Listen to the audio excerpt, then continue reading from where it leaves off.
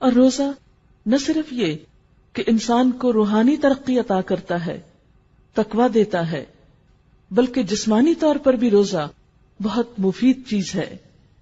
انسان کے جسم کا اس پر حق ہے. عام طور پر ہم سمجھتے ہیں کہ یہ حق جسم کو کھلا پلا کر دیا جاتا ہے یا بہت آرام کر کے دیا جا سکتا ہے، حالانکہ بسا اوقات جسم کا حق کھانے پینے سے رک کر دینا ہوتا ہے، اور روزہ دراصل جسم کا حق دینا بھی ہے. ہمارا معدہ دن میں سارا وقت کام کرتا ہے، ہم اسے چین نہیں لینے دیتے. کبھی کچھ کھا لیتے ہیں، کبھی پی لیتے ہیں، کبھی کچھ منہ میں ڈالتے ہیں، کبھی کچھ منہ میں ڈالتے ہیں. اس بیچارے کو آرام تو ملتا ہی نہیں. اور نہ صرف یہ کہ معدہ، بلکہ اس کے ساتھ جگر جیسی چیز جس کو غذا کے ہضم میں مدد دینے کے علاوہ 15 اور کام کرنے ہوتے ہیں. رمضان میں جب 10-12 گھنٹے کے لیے معدے کو سکون ملتا ہے، جگر کو کم کام کرنا پڑتا ہے، تو وہ زیادہ صحت مند ہو جاتے ہیں. یہ جسم کی زکوٰۃ بھی ہے. اسی طرح روزے کے دوران خون کی مقدار میں بھی کچھ کمی ہوتی ہے، اور اس سے دل بھی کچھ آرام اور چین پاتا ہے. بلڈ پریشر بھی کنٹرول ہوتا ہے اور پٹھوں پہ دباؤ بھی کم ہوتا ہے.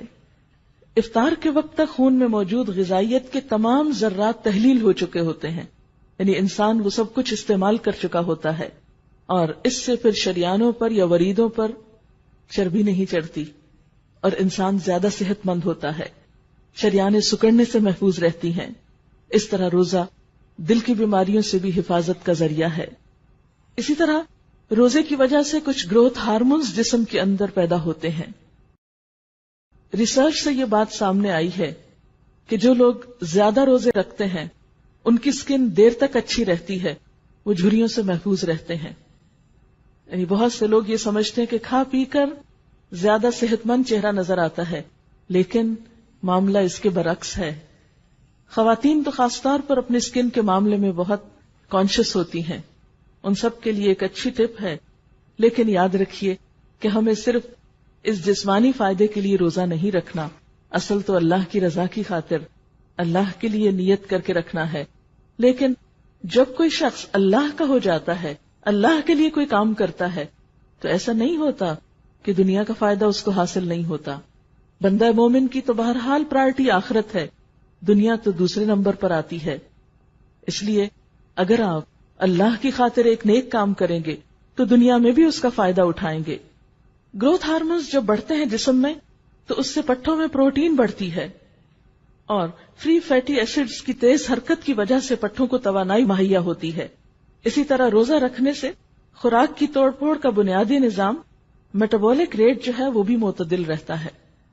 اور بھی اس کے بے شمار فوائد بتائے گئے ہیں، لیکن اس وقت چونکہ موقع طبی فوائد بتانے کا نہیں، لیکن ہلکا سا ذکر کرنا مقصود تھا تاکہ انسان یہ جان سکے کہ ہمارا دین جب ہمیں کچھ سکھاتا ہے تو وہ صرف آخرت کے لیے نہیں، اس میں ہماری دنیا کا بھی فائدہ ہوتا ہے.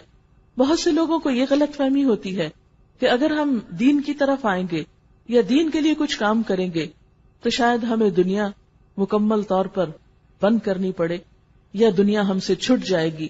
نہیں، اللہ تعالیٰ ہی نے یہ دنیا بنائی ہے. وَلِلَّهِ الْآخِرَةُ وَالْأُولَى، یہ دنیا بھی اور آخرت بھی سب اللہ ہی کی ہے. اصل امتحان اس بات کا ہے کہ ہم جیتے کس کے لیے ہیں، قریب کی چیز کے لیے یا اس اصلی چیز کے لیے. اور ہم جو بھی کام کرتے ہیں اس میں فائدہ کس کا دیکھتے ہیں، صرف دنیا کا یا آخرت کا. آخرت ایک بلند منزل ہے. جو انسان بلندی کا سفر شروع کرتا ہے اس سے کم تر چیزیں، راستے کی چیزیں اسے ملتی چلی جاتی ہیں. وہ تو راستے میں آتی ہی ہیں، دنیا تو راستے میں آ جاتی ہے.